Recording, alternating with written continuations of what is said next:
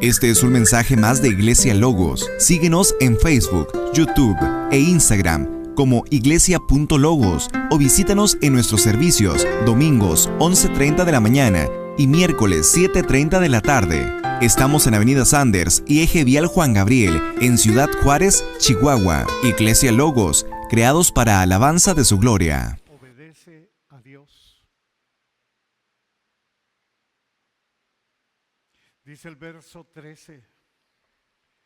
Entonces, viendo el denuedo de Pedro y de Juan, y sabiendo que eran hombres sin letras y del vulgo, se maravillaban y les reconocían que habían estado con Jesús. Viendo el denuedo de Pedro y de Juan, algo que les llamó y que siempre va a llamar la atención, hermanos. Aunque lo veamos o no a nuestro alrededor, es cuando demostramos que somos hombres y mujeres de Dios, que somos genuinos, que lo que predicamos lo vivimos y procuramos modelarlo lo más que podamos, que lo que hablamos realmente lo estamos viviendo. En la palabra de Dios el denuedo significa valor, osadía y confianza plena para hablar o actuar sin miedo. Esto era lo que tenían precisamente en esta ocasión Pedro y Juan, pero lo tuvieron todos los apóstoles. Después de que vino Pentecostés, de que vino sobre ellos el Espíritu Santo, ellos fueron imparables. No les importaba lo que les hicieran y no les importó lo que les hicieran. Viene del griego parresia o parresía, que describe la firmeza para anunciar el mensaje de Dios con libertad y sin temor a las consecuencias. Y vaya que todos los que hemos leído la palabra de Dios nos damos cuenta el tipo de muerte que tuvieron los apóstoles. A ellos no les importó, no les importaron las consecuencias, ellos predicaron la palabra. Eran hombres sin letras y del vulgo, dice aquí también en el verso 13. En cierto sentido, ciertamente no tenían educación académica, al igual que Jesús. Recordemos que nuestro Señor Jesucristo fue pobre y tal vez la única educación que Él pudo tener fue que Él mismo iba y se metía a la sinagoga y en los negocios de su padre tenía que estar. Pero Él estuvo muy apegado a su papá terrenal, que fue José. Entonces aprendió el oficio de carpintero. Y mucho menos tenía una educación rabínica según las costumbres y estándares del Sanedrín. O sea, de este tipo de líderes que estaban ahí presentes. Pero sí eran educados en dos maneras importantes. Uno, conocían las Escrituras. Y dos, habían estado con Jesús, que cuando tenía 12 años estaba oyendo y haciendo preguntas a los doctores de la ley. Y nos dice la palabra de Dios en Lucas 12:47, y todos los que le oían se maravillaban de su inteligencia y de sus respuestas. ¿No? En Marcos 1:22 leemos que la gente cuando escuchaba a Jesús decía, y se admiraban de su doctrina, porque les enseñaba como quien tiene autoridad. Aquí está hablando que la gente se daba cuenta que realmente este hombre venía de Dios, era de Dios. Dice, no como los escribas, o como los fariseos, o los saduceos, y todos los que terminan en seos.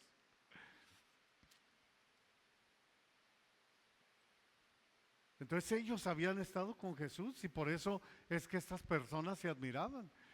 Ellos sabían que no podían debatir con Jesús, teológicamente hablando. Esto nos enseña que es erróneo pensar que solo puede ser un ministro o pastor el que tiene una educación académica. Quien enseña eso es elitismo. Lamentablemente, estás cayendo igual que la religión popular, para no dar el nombre. O estás cayendo como estos escribas y fariseos también.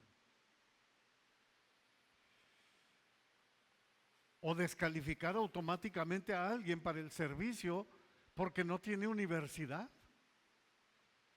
Lamentablemente hoy en día hay iglesias que hacen eso, hay denominaciones que hacen eso.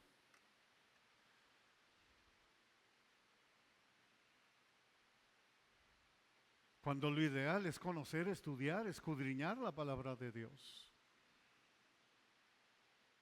Escudriña mi palabra. Empápate de mi palabra. Y apégate a mi palabra. Estar con Jesús a diario. Eso es lo que el Señor nos pide. En Juan 5:39 dice el Señor Jesucristo, escudriñen las Escrituras. No les dice, vayan a la universidad y luego vienen y escudriñan las Escrituras. No, eso se lo dice a la gente preparada y no preparada. Si lo quieres ver así, escudriñen las Escrituras, porque a ustedes les parece que en ellas tienen la vida eterna y ellas son las que dan testimonio de mí, porque se trata de conocer a Jesús. A través de toda la palabra de Dios vemos que ese es el mensaje del Espíritu Santo para el creyente letrado o no letrado.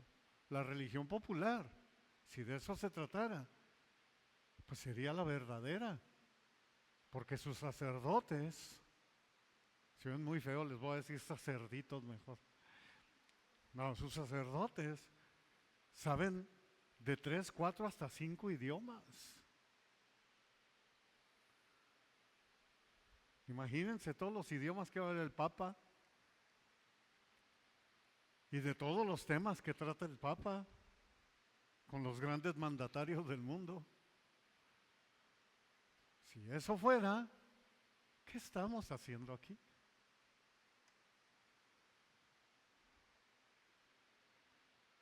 Son gente muy preparada, claro que sí, pero ¿conocen la Escritura? ¿Viven la Escritura? ¿Modelan la Escritura? ¿Se ven como Cristo? ¿Hablan como Cristo? Medita, estudia, obedece, ama, hermano, la palabra de Dios. Eso ha sido desde el principio, Deuteronomio 6 y 9. Dice la palabra de Dios, y estas palabras que yo te mando hoy estarán sobre tu corazón y las repartirás a tus hijos y las hablarás de ellas estando en tu casa y andando por el camino y al acostarte y cuando te levantes, y las atarás como una señal en tu mano y estarán como frontales en tus ojos y las escribirás en los postes de tu corazón y en tus puertas. Ahora, no malinterpretes, yo no estoy diciendo que no estudie, no estudia. Pero hay gente que está más preocupada que su hijo estudie o su hija estudie, a que conozca a Cristo. Y si vas a tener un erudito en lo que haga, tal vez un arquitecto, tal vez un ingeniero, un abogado. A lo mejor gana el mundo entero, pero al final pierde su alma. Y de eso está plagado el infierno. Así como nos preocupamos por esas personas, preocúpate porque conozcan a Cristo y vivan una vida eterna para Cristo. De la palabra de Dios es de lo que tenemos que saturarnos. Josué 1:8, nunca se apartará de tu boca este libro de la ley, sino que de día y de noche meditarás en él, para que guardes y hagas conforme a todo lo que en él está escrito, porque entonces harás prosperar tu camino y todo te saldrá bien. Los de Berea, dice la palabra en Hechos 17:11 y más adelante, si Dios nos lo permite, meses más adelante lo vamos a ver, escudriñaban cada día las Escrituras para ver si era cierto lo que les decían. Estaban empapados de la palabra. Segunda de Timoteo 2:15, Pablo le escribe, inspirado por el Espíritu Santo, al pastor Timoteo, al joven pastor Timoteo, discípulo de Pablo: procura con diligencia presentarte a Dios aprobado, como obrero que no tiene de qué avergonzarse, que usa ¿qué? bien la palabra de verdad. Y así nos podemos ir. Nuestro Señor Jesucristo dijo en Juan 14, 23 y 24, el que me ama, mi palabra guardará, y mi Padre le amará, y vendremos a Él, y haremos morada con Él. El que no me ama no guarda mis palabras, y la palabra que han oído no es mía, sino del Padre que me envió. Ahora esto es fascinante porque esto es lo que ocurrió a través de los siglos. Es lo que nosotros leemos en la palabra. Con estos textos el Señor nos anima a investigar, estudiar, obedecer, a amar su palabra para conocer la voluntad de Dios, la verdad divina, hermanos. Estamos hablando de la palabra de Dios. Eso es lo que al Señor nos pide estudiar, su palabra. Estudiemos, obedezcamos, amemos la palabra de Dios, caminemos con Dios todos los días, para que también se diga de ti y de mí, como les dijeron a Pedro y a Juan, y se maravillaban o se maravillan y reconocen que hemos estado con Jesús, que le pertenecemos a Él. Por ejemplo, escudriñar la palabra es relacionarse con Dios, es platicar con Dios a diario, es caminar con Dios, y por consecuencia somos obedientes a Dios, a su palabra. Por eso es bien importante leer la palabra, saturarnos de su palabra. Me llama la atención porque Enoc vivió 365 años y comenzó a caminar con Dios a los 65 años, cuando nació precisamente su hijo Matusalén. Caminó fielmente junto a Dios durante 300 años. No experimentó la muerte física. La Biblia dice que desapareció porque Dios se lo llevó. Génesis 5, 21 al 24. Enoc, antes de ser arrebatado, dice la palabra que tuvo testimonio de haber agradado a Dios. ¿Te fijas? Hebreos 11:5. Noé, dice, varón justo, era perfecto en sus generaciones. Y luego nos dice algo en Génesis 6:9. Con Dios caminó Noé. Estaban relacionados con Dios. A eso se refiere caminar. Todos los días platicaban con Dios. Dios es su delicia, es su palabra. No puedes vivir sin Él. Noé hizo conforme a todo lo que Dios le mandó, dice Génesis 6:22. Ahí está, obediente al Señor. Dios le pidió a Abraham dejar su tierra y su familia para ir a un lugar que le mostraría, Génesis 12:1. La frase, anda delante de mí, indica una vida de obediencia continua, confianza y una relación cercana e íntima con Dios. Y nos dice la palabra que también describe esta estrecha amistad en Santiago 2:23, dice que nos recuerda que Abraham creyó a Dios y fue llamado amigo de Dios. Se les reconocía que habían estado con Dios, como Pedro y Juan. No tenían letras. Estos son del vulgo, pero ¿sabes qué? Como hablan, estuvieron con Jesús. Y así lo vemos en estos hombres siervos de Dios. La misma palabra nos dice que Dios hablaba con Moisés cara a cara, como quien habla con un amigo. ¡Qué maravilla! ¿Por qué? Porque Moisés era manso. A Dios le encantaba Moisés. A tal grado que nos dice la palabra que Miguel y Satanás pelearon por el cuerpo de Moisés. Pero ¿sabes por qué?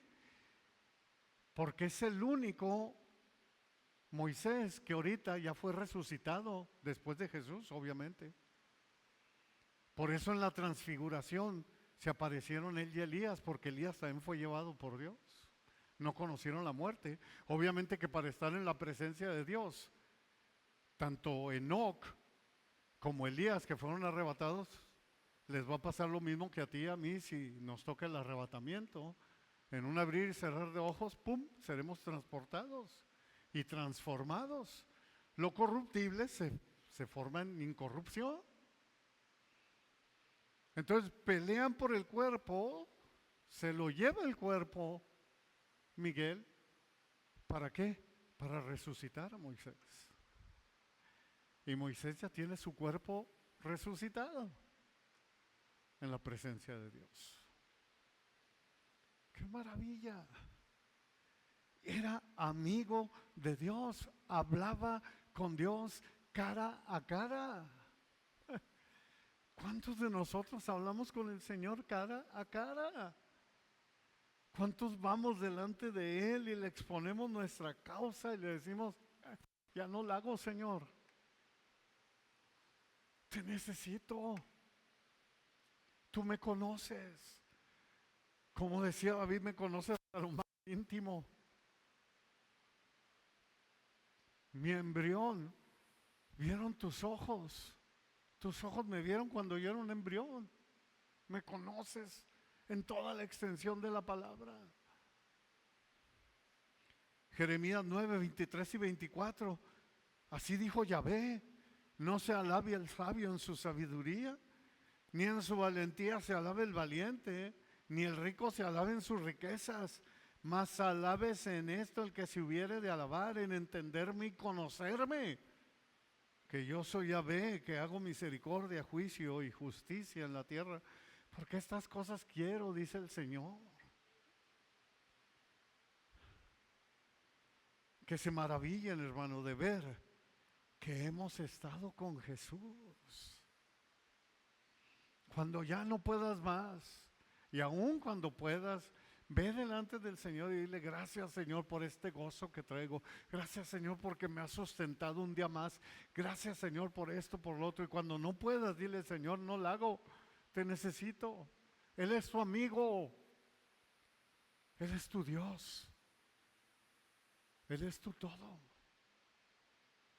Y un día lo veremos cara a cara. Cuando se acerque a ti,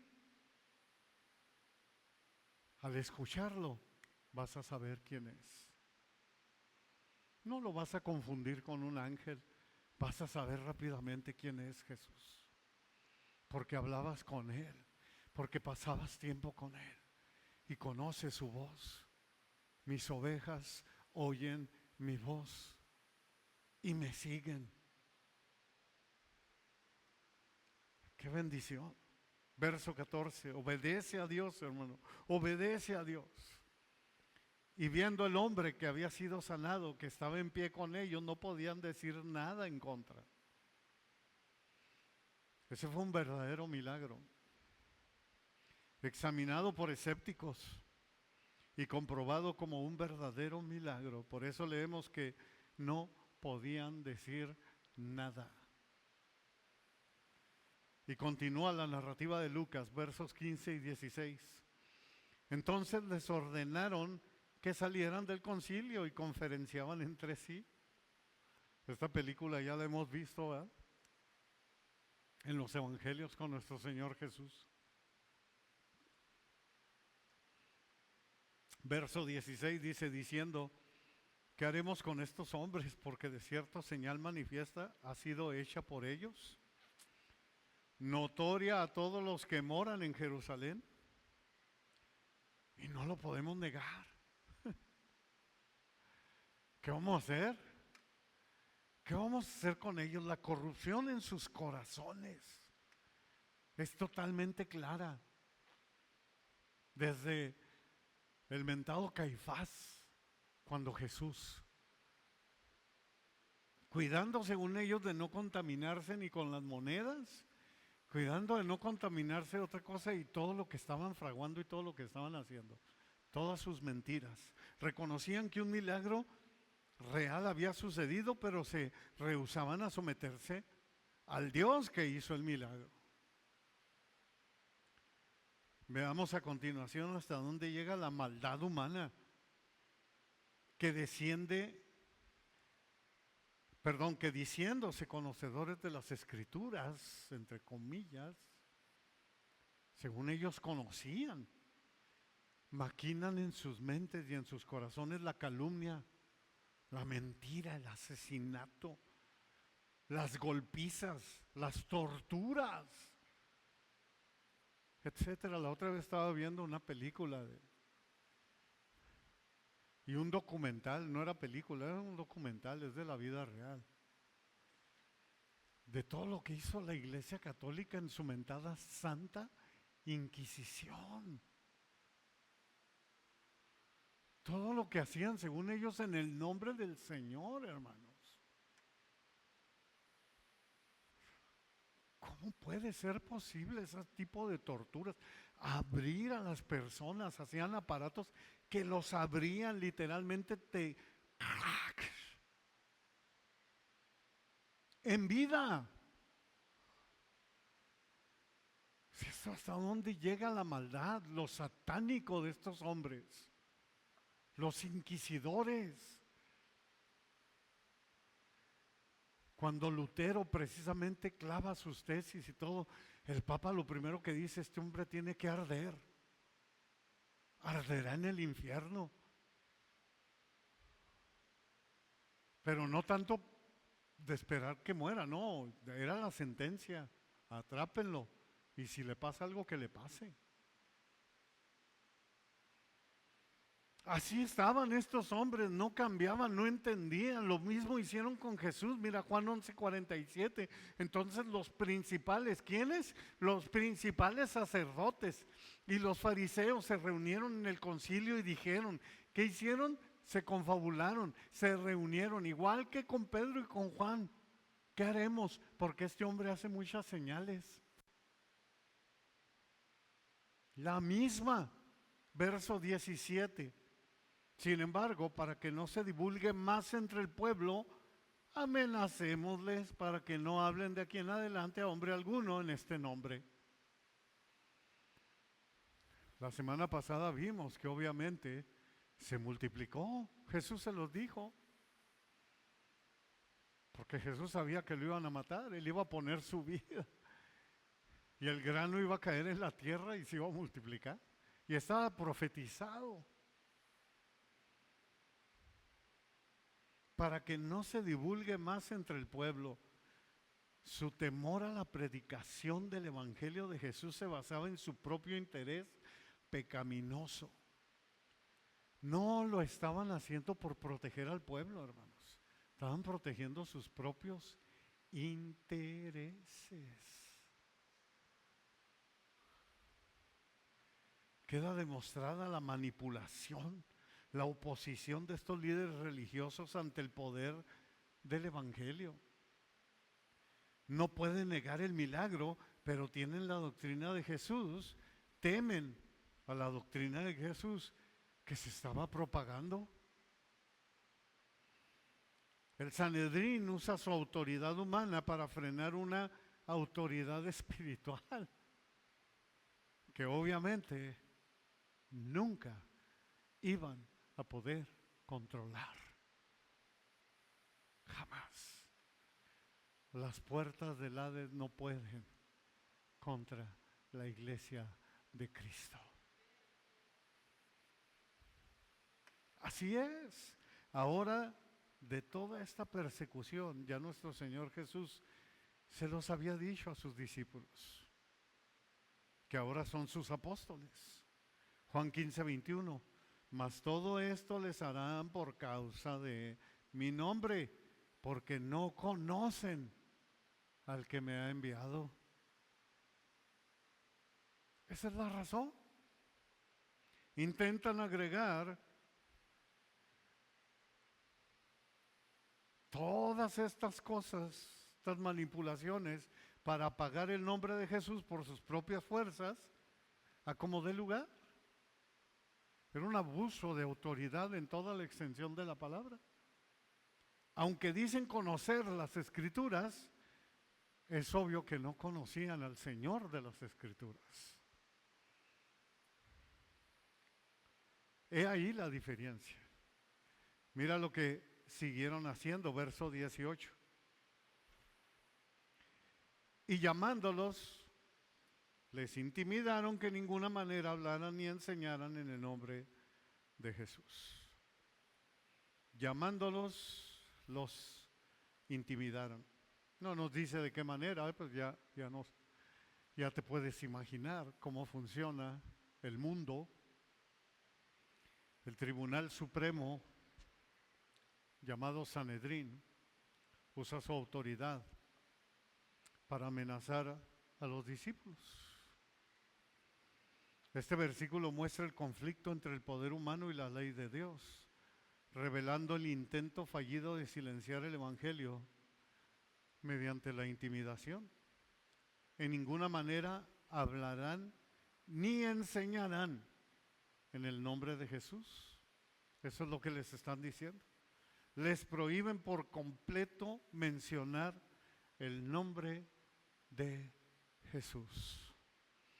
Estos líderes religiosos querían frenar a como dé lugar todo lo relacionado con nuestro Señor Jesucristo. Porque según ellos era una amenaza. ¿Para quién? Para ellos.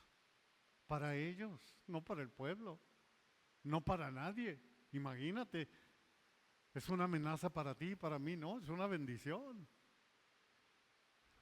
Lamentablemente la gente que no le conoce también se siente amenazada por Jesús. Verso 19, mas Pedro y Juan respondieron diciéndoles, juzguen si es justo delante de Dios obedecer a ustedes antes que a Dios. Obviamente obedece a Dios. Solo existe una manera de desobedecer a las autoridades como cristianos. Sí, desobedecer a nuestros padres, desobedecer a nuestros cónyuges, bueno, las mujeres al hombre, que son las autoridades de ellos, de nosotros, a nuestras autoridades terrenales, que son puestas o permitidas por Dios. Solo existe una manera y es cuando esas autoridades nos piden desobedecer a Dios y a su palabra. Era evidente que debían Pedro y Juan obedecer a Dios en vez de al hombre. Pedro hizo un apelo efectivo a esta verdad. De antemano en el siguiente capítulo dice una vez más lo mismo, en Hechos 5:29. Es necesario obedecer a Dios antes que a los hombres, les dice. He aquí una buena razón. Verso 20. Y ese es el mensaje también para nosotros, hermano. Porque no podemos dejar de decir lo que hemos visto y oído. Pedro y Juan tienen que hablar de lo que habían visto y oído. Tenían que hacerlo porque era el mandato de Jesús. Vayan por todo el mundo, ir por todo el mundo y predicar el Evangelio a toda criatura. En Hechos 1:8 dice, pero recibirán poder cuando haya venido sobre ustedes el Espíritu Santo y me serán testigos en Jerusalén, en toda Judea, en Samaria, hasta lo último de la tierra. Viene el poder del Espíritu Santo para que prediquen la palabra, para que vayan y hablen de la palabra. Lo que han visto y oído, ellos no originaron este mensaje, simplemente lo transmitieron como testigos confiables de lo que habían visto y oído. El apóstol Juan, el doctor Lucas y el mismo apóstol Pedro lo dejan plasmado en varias ocasiones, siendo impulsados por el Espíritu Santo. Les leo así rápidamente, va a aparecer ahí Lucas 1:2, tal como nos enseñaron, dice, los que desde el principio lo vieron con sus ojos y fueron ministros de la palabra. El apóstol Juan en su primera carta, capítulo 1, versos 1 al 3, dice, lo que era desde el principio, lo que hemos oído, lo que hemos visto con nuestros ojos, lo que hemos contemplado y palparon nuestras manos, tocante al verbo de vida, porque la vida fue manifestada y la hemos visto y testificamos, y les anunciamos la vida eterna, la cual estaba con el Padre y se nos manifestó. Verso 3 dice, lo que hemos visto y oído, eso les anunciamos, para que también ustedes tengan comunión con nosotros. Y nuestra comunión verdaderamente es con el Padre y con su Hijo Jesucristo. Segunda de Pedro 1:16, porque no les hemos dado a conocer el poder y la venida de nuestro Señor Jesucristo, siguiendo fábulas artificiosas, dice Pedro, sino como habiendo visto con nuestros propios ojos su majestad. El sello o la característica de un verdadero cristiano es no dejar de decir lo que ha visto, oído, tocante al verbo de vida, tocante a Jesús.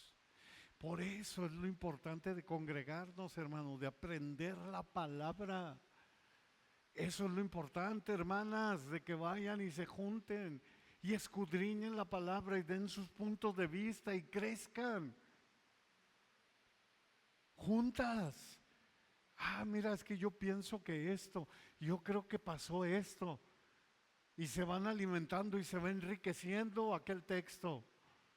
Eso es lo importante, no podemos dejar de hablar, de decir lo que hemos visto y oído de nuestro Señor Jesús. Obedece a Dios, verso 21. Ellos entonces les amenazaron y les soltaron, no hallando ningún modo de castigarles por causa del pueblo, porque todos glorificaban a Dios por lo que se había hecho. No cambian, no quitan el dedo del renglón, les amenazaron y les soltaron. Nos dice ahí la palabra, no hallando ningún modo de castigarles por causa del pueblo. Si no, no lo hubieran hecho, ¿eh? El mentado Sanedrín, estos líderes religiosos judíos, no se conmovieron por el milagro de Dios. No se conmovieron por el hombre que había sido cojo y que ahora andaba, que había sido cojo por más de 40 años. Esto comprueba que les importaba más su mental corrupción, el no verse afectado ellos. Ellos respondieron a la opinión pública, hermanos. Fue por eso que les soltaron. Esto comprueba que les importaba mucho más la opinión del hombre que la opinión de Dios. Y eso a Dios le desagrada muchísimo. Por eso vemos que Pedro les hablaba, sí, ustedes los crucificaron, no se tocaba el corazón. El apóstol Pablo a los Gálatas les dice lo mismo, Gálatas 1:10, pues busco ahora el favor de los hombres o el de Dios. ¿O trato de agradar a los hombres?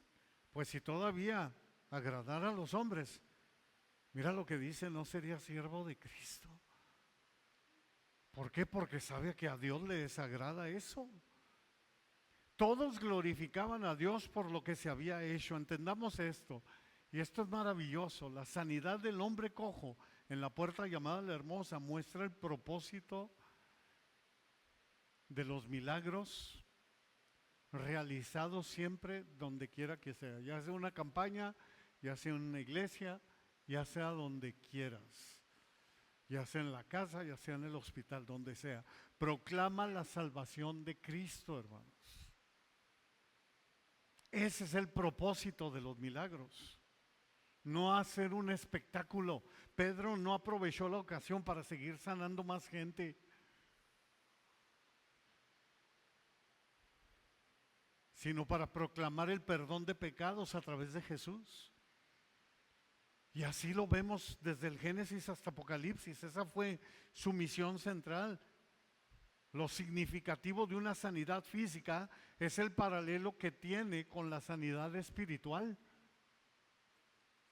Por ejemplo, Pedro escribió en 2 de Pedro 2:24, quien llevó él mismo nuestros pecados. Dice Isaías 53, 4 y 5, nuestras enfermedades en su cuerpo sobre el madero, para que nosotros, estando muertos a los pecados, vivamos a la justicia, y por cuya herida fueron ustedes sanados. Son curados, dice Isaías. Pedro proclamó dos verdades importantísimas aquí, hermanos, como resultado de este milagro. Número uno, el poder de Jesús para sanar físicamente. La sanidad es necesaria solo porque existe la enfermedad.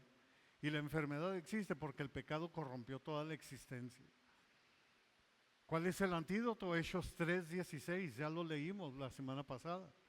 Y por la fe en su nombre, a este que ustedes ven y conocen, le ha confirmado su nombre. La fe que es por él ha dado a esta completa sanidad en presencia de todos ustedes. Y esto nos lleva al número 2, el poder de Jesús para perdonar la culpa, sanar espiritualmente. Es el único problema que necesita resolverse. Por eso Pedro rápidamente les dice, arrepiéntanse y conviértanse para que sus pecados sean borrados. Hechos 3:19.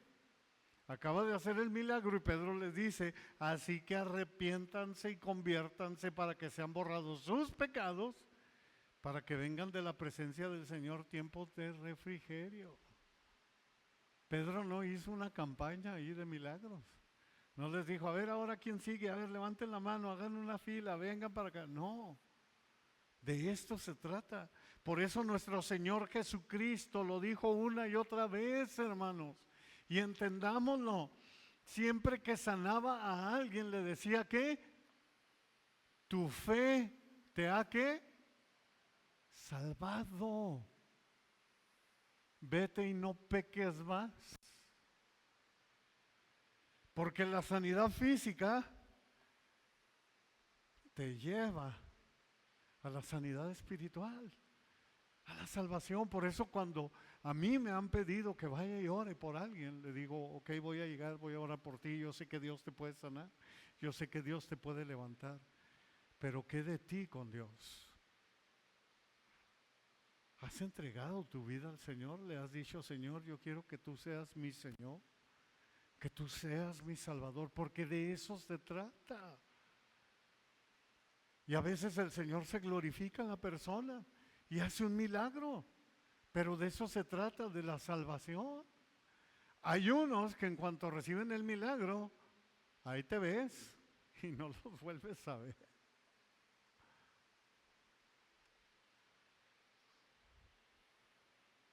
Hubo un homosexual que fueron a orar por él, eso me lo platicó el pastor Abelardo.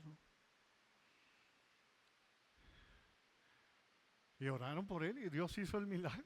Tenía sida. Dios hizo el milagro. ¿Y qué creen que hizo el canijo? Y al poquito tiempo volvió a lo mismo. Y después de unos años volvió a lo mismo. Cayó otra vez. Y fue para muerte.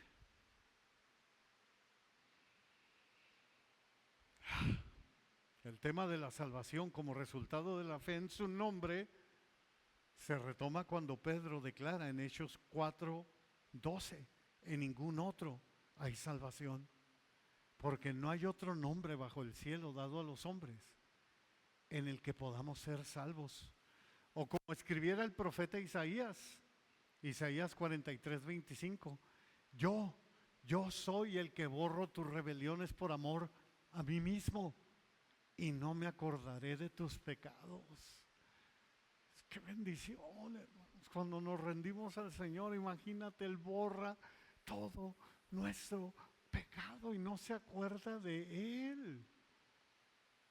Qué maravilla cuando se comprende el propósito principal de los milagros, se entiende la sanidad física y la sanidad espiritual entrelazadas en toda la bendita palabra de Dios. Si el Señor decide sanarte de alguna dolencia, eso es una gran bendición y se valora como tal. Pero si el Señor decide no hacerlo y sostenerte por medio de su gracia, eso también es una gran bendición. Amén. Amén.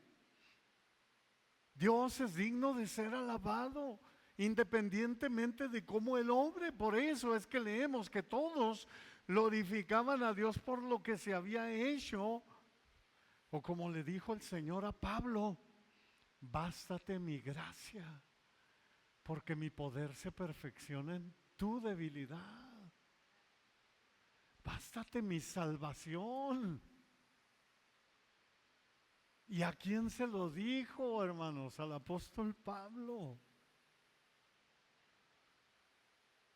¿Por qué no lo sanó? No sabemos. Pablo dice que para que no se enalteciera en gran manera.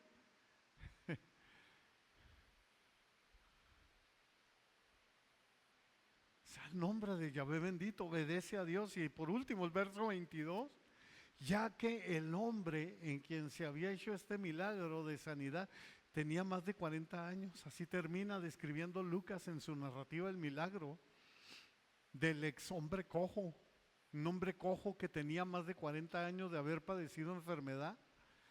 Es sanado por la gracia de Dios al instante y nadie podía negar este gran milagro.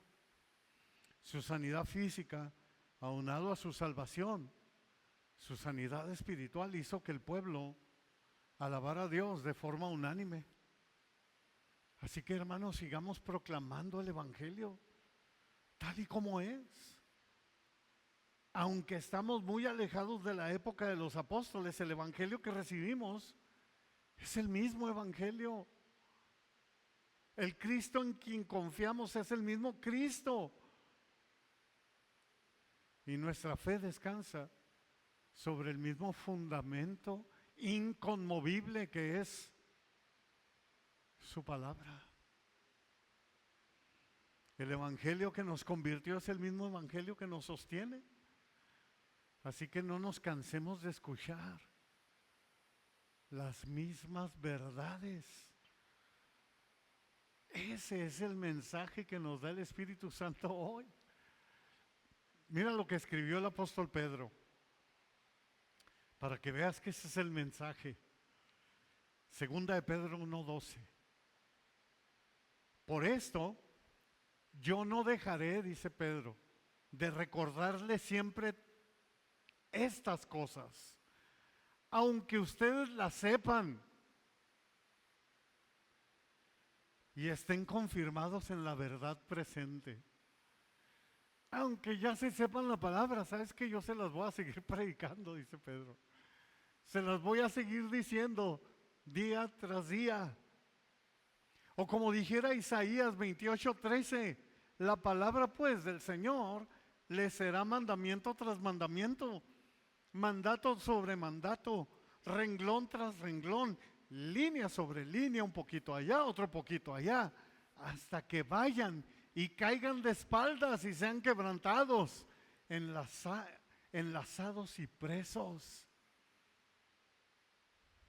de su palabra, hasta que caigas rendido, hasta que estés saturado de su palabra. Oh, hermanos, apeguémonos a la palabra de Dios, obedece a Dios para que de esa manera el pueblo alabe al Señor. Y ¿sabes qué digan? Que has estado con Él, como dijeron de los apóstoles. Señor, gracias por tu palabra.